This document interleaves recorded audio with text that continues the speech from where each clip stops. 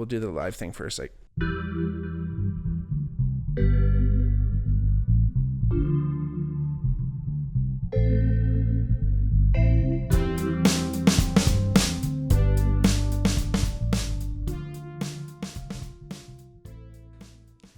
hey everybody, welcome back to the Bigmark podcast. It's me, your host, Bigmark. If it's your first time watching, welcome. If not, welcome back. Like I always say, if you ever wanted to reach out to the podcast for any reason, hit us up on our DMs at the Bigmark podcast or at the Bigmark pod on our Twitter or Instagram, respectively. We always want to hear how you feel. Rate and like the podcast. If you're watching on YouTube, subscribe to the channel and do all that fun stuff if you'd like, so you know when the next videos are coming out. And let me know what you think. You know, if you ever wanted to reach out or do anything for us, the best thing you could ever do is share the podcast. So share it with a friend, share it with someone who you think would like the podcast, of course.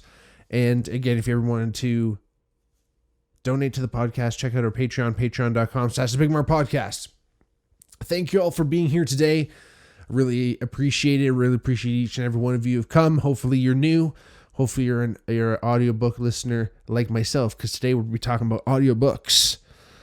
And it was an interesting topic because I was kind of like, how am I going to approach this, right? Like, you know, it's like many of our other topics, you know, that are somewhat nebulous. But again, it's kind of like, yeah, everyone knows what the fucking audiobook is, but, you know, there's something else to it, obviously. And I've been listening to them. I was just looking back actually in my Libby app, which I'll talk to you about later. No affiliation with the podcast, but my app where I listen to a lot of my audiobooks. I was scrolling back and I've been listening to it.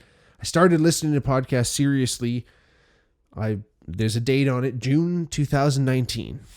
So I've been listening to audiobooks for a while, pretty much steady since then, more or less on and off. But you know, when I was working, driving, delivering beers a lot, I was listening to them quite often. And then I really took a dive off when I was doing sales stuff. Wasn't listening to them quite nearly as often. I was doing a lot more like office type meetings and things like that. I was on the road still, but it was kind of like to and fro. And then once I started at Escarpment Labs, happy flocking holidays, I started listening to it to and from work as well, because I got about 35 to 45 minute commute depending on which way I'm going for work. So I listened to them heavy then. I'll also talk about multitasking later. Maybe that's a whole other topic, but you know, usually when I'm driving, I'm listening. And again, you know, most of the time, you know, being focused, watching the road, obviously you're doing that and listening. So how much does that affect retention? Who knows? We'll see. Obviously, most of us, like I said, most of us know what an audiobook is. For those of you who are listening who have stumbled across this video and do not know what an audiobook is, obviously, well, I guess not obviously, if I'm telling you right now, an audiobook is a book that you listen to. Someone is reading the book, you're listening to it through headphones, through speakers somehow. They've been around for as long as I know there's been recorded music, or recorded sound. I'm sure I know that there's, well, actually, that's not true. I don't know if they were doing vinyl. They might have. See, the problem with vinyl is that you're held to 48 minutes per record. You don't do 48 minutes. So, and some audiobooks are like 30 some hours. So maybe they weren't doing it when vinyl was around, but probably when tape came around, you could do multiple tapes. Definitely seen that. Multiple tapes, cassette tapes, for music, had multiple of them for audiobooks, because you could put so much more. CDs, of course, probably cracked the crust on that a lot more as well. So yeah, audiobooks have been around since like longer form music has been, recorded sound has been around. Let's just say that. Let's just put it that way to cover all of our bases. But obviously with MP3s and the digital age and digital music alone, like I said, it's from CDs on, it's completely opened up this whole new phenomenon, which are, again, recorded books on tape, books on CD, books on MP3. Again, now streaming audiobooks. There's Audible, I believe, is one of the things. Spotify did this big audiobook push, but you somehow have to own the book, but then you're allowed to listen to it through Spotify somehow. It's kind of fucking trippy.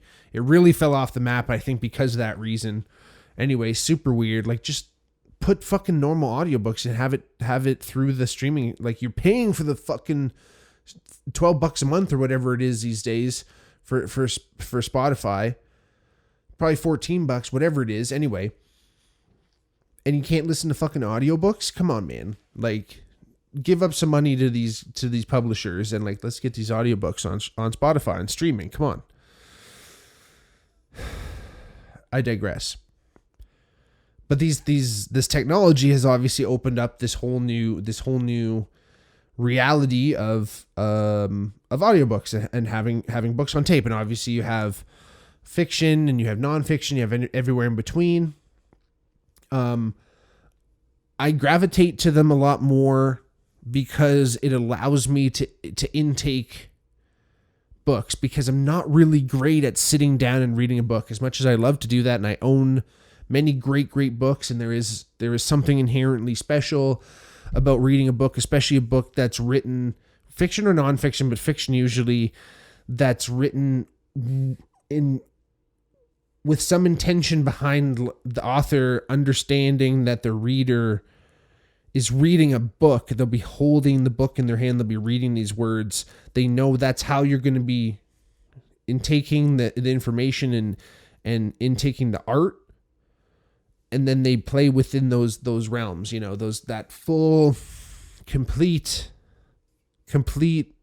artistic experience, the full onslaught of most senses. Again, you're feeling, you're touching the book, you're smelling it. A lot of books have smells. You're reading the words. There's a lot of things that are happening, and if the author is taking a lot of that into account, and that's not only just kind of like moving words around and putting them in unorthodox fashion, not just like kind of like filling the page as a normal book would do. I don't just mean that. I just mean like the author understanding the way words look. Like, there's something really interesting about books, and that's maybe another podcast, The Written Word. But again, I really appreciate listening to audiobooks because I like to be busy. Let's just put it that way. I like to be doing things, and it allows me to kind of intake that information a little bit easier. And I know I just sound like a robot, but I just mean, again, like, whether it's fiction or nonfiction, fiction still, it's information there, but I like to listen to the stories, as well. So I'm not just like, give me data, which is funny because I was just thinking about this the other day. I like to think that I collect some things. I have many small collections of certain things, but I definitely collect knowledge. I definitely collect information, and the fucking collection is vast, and I do not see an end, because I'm always like, oh, I can get some more information here. Oh, I love museums. Oh, I love this and that. Treasure troves, informations. Anyway, welcome to the Bigmark podcast. Like I said, I wish I'd liked books a little bit more, because I have so many great ones, and I wish I had the time to read all of them. But again, there's just something about audiobooks that I've tended to gravitate to, not only for ease of use, but it's also really interesting, like listening to an author, like, read their book. Usually if it's fiction or nonfiction.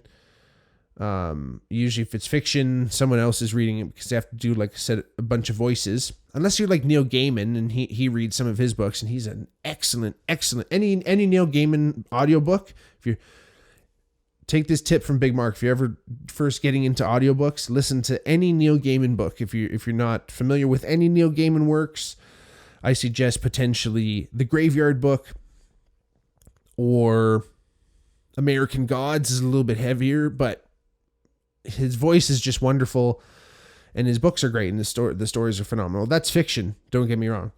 Now, a nonfiction, great voice, great audiobook, any audiobook for nonfiction, I would 100% suggest Malcolm Gladwell. Anything by Malcolm Gladwell, specifically Talking to Strangers, because it's really, really interesting. It's an interesting book because it's an interesting audiobook, I should say, because and Malcolm talks about this in the audiobook when you listen to it. You'll see what I mean. But he speaks, he reads the chapters, he does that. And at the end of each chapter, he speaks with usually the people that are in the chapter. And then a lot of the quotations that he's using, the person who actually is doing the quotation is reading that quotation and maybe annotating it themselves, maybe paraphrasing certain things themselves, but getting the gist in. So you really get to listen to the chapter, like you listen to the actual book chapter that Malcolm wrote.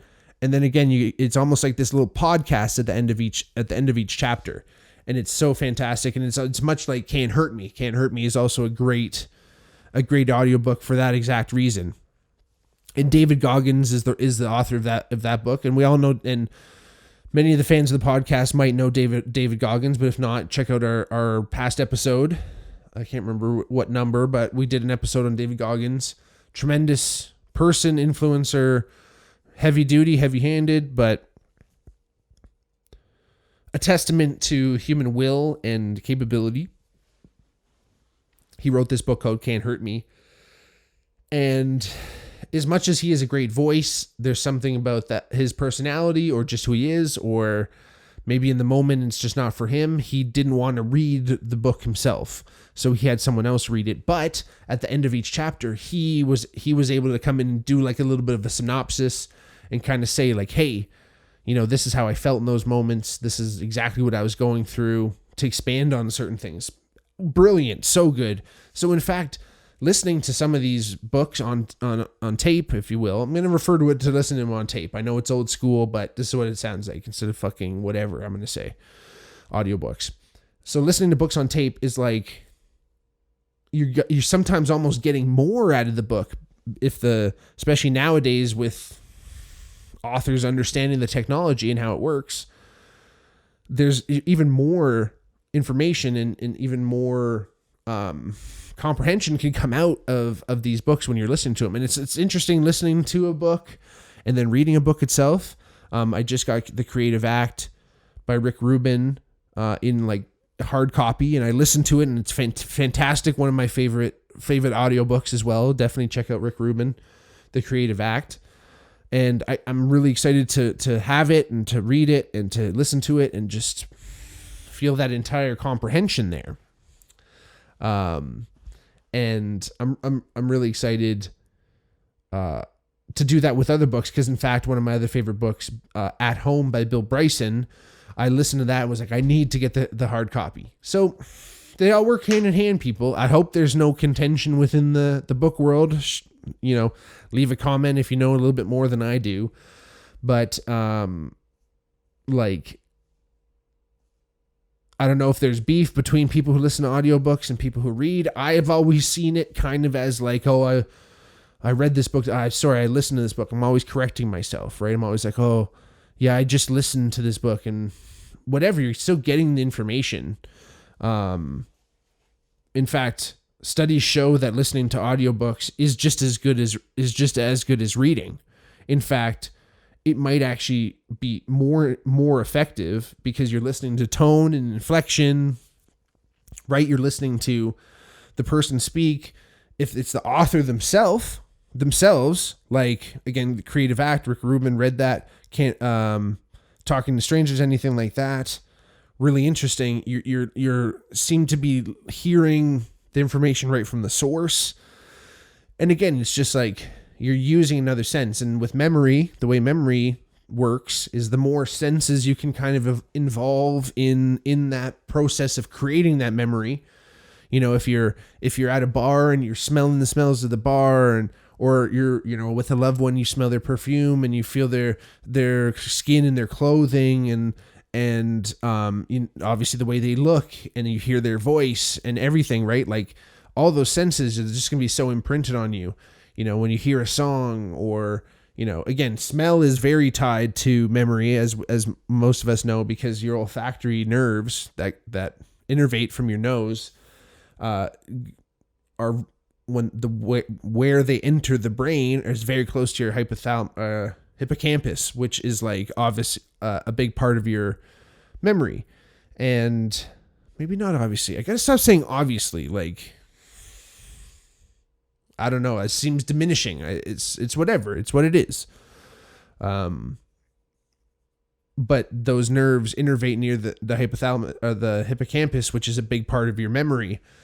Kind of like, it's like kind of the hub of your memory, if you will, because memory in the brain is really interesting. It doesn't really live in one specific area, much like how everything works in the brain.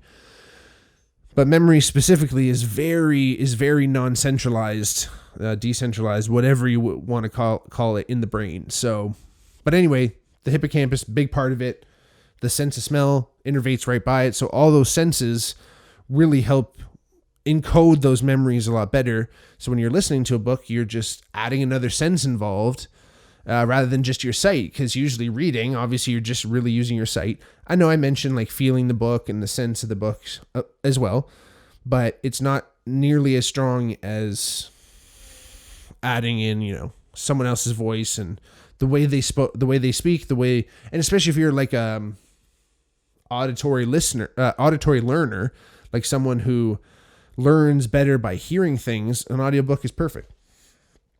Miracle in the Andes. I just wrote down a couple of my favorite audiobooks here. Miracle in the Andes, another great one by Nando Parado. That's all about the rugby team that crashed in the Andes and started eating each other. Tremendous book, interesting story. Check out our podcast about it, Flight 571, I think it was called. I think that was it. Damn it. Miracle in the Andes. Anyway, super good book. Mention Can't Hurt Me. It's interesting when authors don't read their own books. Like I said, that David Goggins scenario is interesting because he kind of comes in at the end of the chapters and adds his own gusto. So that's a little bit of a different story. But it's not always my favorite when authors don't read their own books. But again, I totally understand that with fiction. With fiction, you need an actor or an actress who's going to read the book and be the narrator essentially, and also act out all the characters. Because I'm not really a big fan of audiobooks that are fiction that basically have like an ensemble cast. Like they have a bunch of different people playing each character, which seems like it should be sick, to be truthfully honest, right? Like that seems like that should be sick, but there's something about it seems like disjointed. I don't know if it's like edited weird. I don't know. Maybe the ones I've listened to, I think especially the one I can think of right now is Dune. I tried to listen to Dune. I couldn't even finish it. Maybe on my second time I read through it, but the first time I couldn't finish it because I was like, there's too many voices here. I think, you know what I did? I found another version where it was only read by one narrator. But again, the original time, it was like all these different voices, people doing whack ass shit. I was like, this is too fucking distracting. I can't handle this. So again, the ones with ensemble cast, I'm not super down. And again, unless you're Neil Gaiman, unless you're like some other fiction author that has a wonderful voice and the time and gusto to sit down and record fucking 20 something hours, sometimes 30 hours. I think I should have looked back in Libby. I think one of the longest audiobooks I listened to that was like just a nonfiction, that was just like a fictional book. I think it was like Ayn Rand, and she was probably like in the 30s, man, like 30 something hours. I don't know if I got all the way up to the 40s. Maybe. The first audiobook I ever read was Moby Dick, and it was 25 hours. That was the first audiobook ever. So I just was like, oh, I guess audiobooks are long as fuck. Some of them are like 4 hours. So if you're feeling like you're just getting into audiobooks, do not worry. Not all audiobooks are that long. But, probably averaging in the 10, 12 range for certain books. Like, again, depends obviously on how long they are. So, yeah, not the biggest fan of fiction that's read. Like, it sounds like a play with the ensemble cast. I'm just like, I don't want to listen to a play. And it's cool when the narrator is able to do, like, I've been listening to the Harry Potter audiobooks, and some of them I've listened to are read by Stephen Fry, who's a great actor, and he does an awesome job at just acting. He's an actor, so he does a really good job at playing out the characters really well and doing the voices. The guy who's reading it now, David Hale or something like that, I can't remember his name. Sorry, buddy. He does an excellent Hagrid. Specifically, does a great Hagrid. Sounds like almost exactly like Hagrid. But other than that, it's really well. Sorry, I digress. The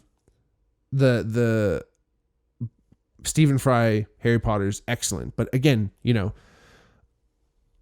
when authors get certain actors or certain narrators to read books, again, some are better than others. So a lot of the fiction I have read, it's not like I don't read fiction. I prefer nonfiction, especially in audiobook format. But a lot of fiction, again, it just really comes down to the narrator sometimes.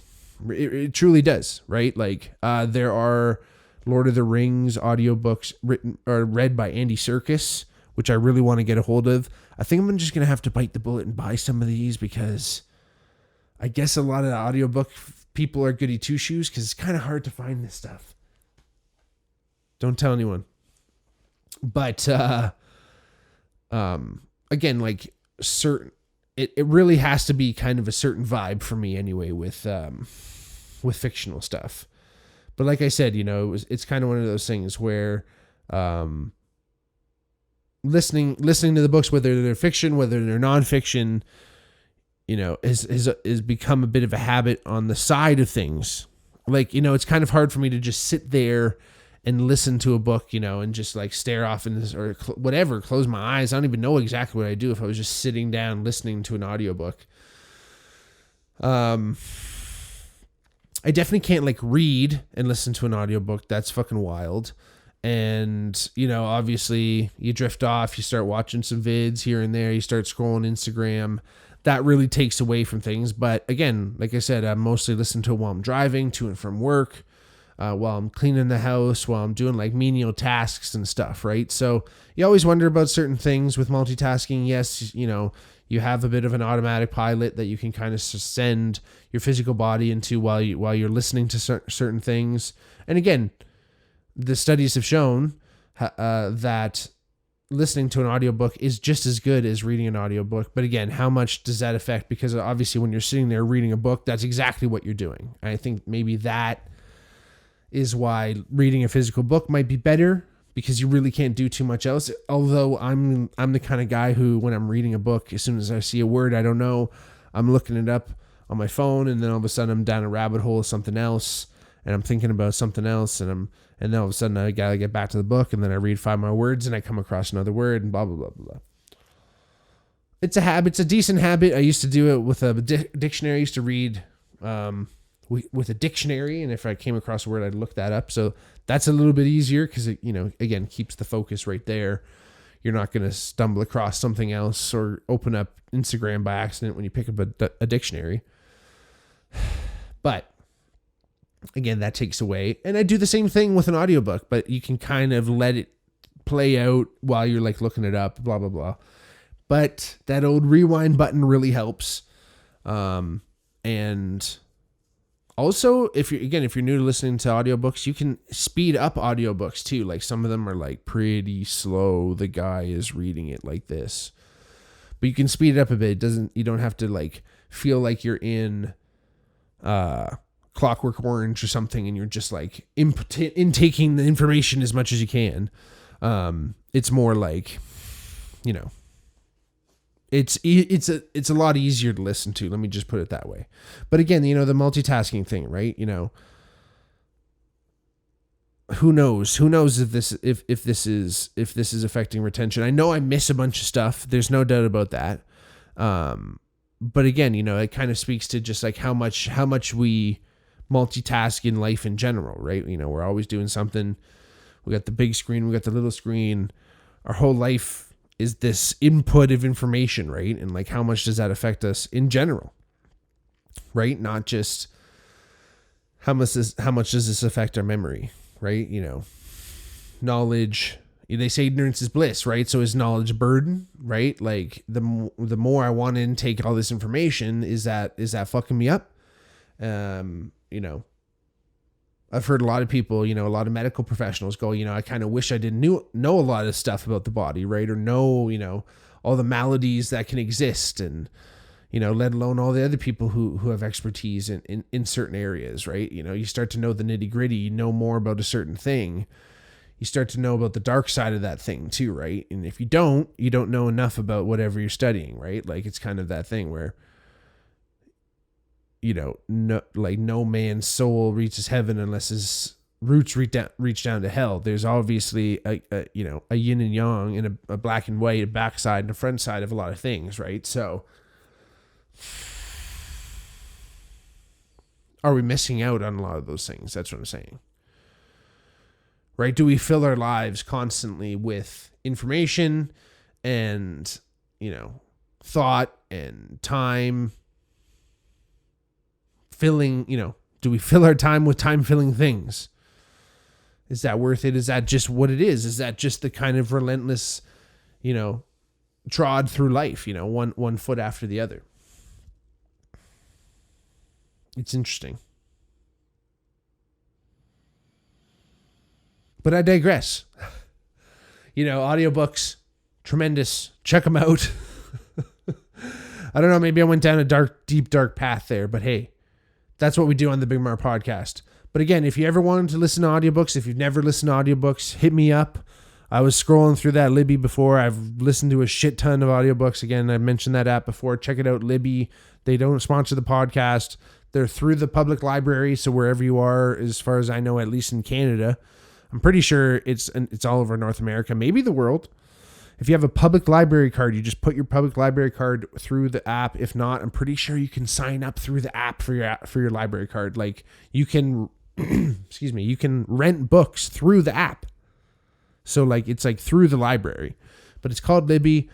Great place to listen to audiobooks for free, essentially. You just have to wait sometimes for certain books. A lot of new books aren't on there. Not every book is on there. And then you have a certain time to read it. You can't just keep it forever until you're done. But great way to listen to it. Obviously, like I said, Audible again is another reputable audiobook platform as far as I know. iBooks, like the Apple app, has audiobooks through there. Amazon, I believe, sells audiobooks. Again, crime, torrents, things like that. They're all over there. Go check them out. Find them. Find your favorite book. Go listen to it. Maybe your favorite author is reading it. But again, hit up the Bigmark if you ever want to listen to it. Or if you ever need any recommendations for books to listen to. Again, thank you all for listening. Thank you all for being here. I love each and every one of you. Appreciate all your time that you give to me. It was a great year. Looking forward to 2024, everybody. Can't wait. Love y'all. Check us out. Patreon, Instagram, the Bigmark podcast. Love y'all. Peace.